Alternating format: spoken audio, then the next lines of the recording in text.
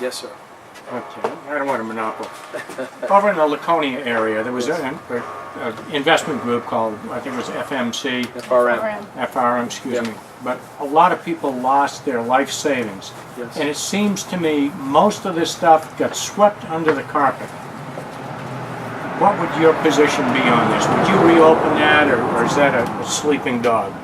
No, we want to take a look at that again. I've met with some of the people who are victims of that, and they're being re-victimized because the state of New Hampshire turned that matter over to the bankruptcy court. The bankruptcy trustees trying to recover the money of the people who lost money as quote investors. There should have been a different way to handle that. You know what happened with FRM? You had the Attorney General overreacting that as a result of that. And we had new standards that didn't apply to FRM being directed towards regular banking institutions, financial institutions. That's typical of government, isn't it?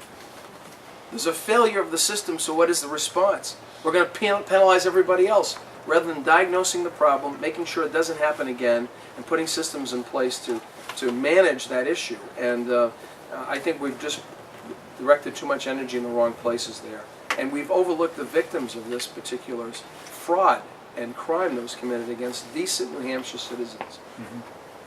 I can't tell you how it felt to be in the room with these good people whose life savings have been squandered, and through no fault of their own, many of them. Innocent investors who were told one thing and something else happened.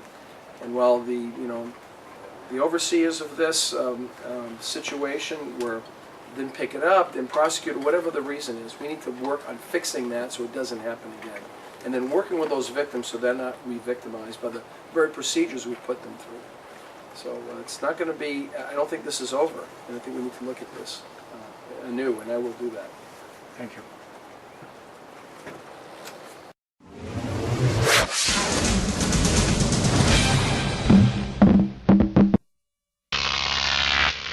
GrokTV.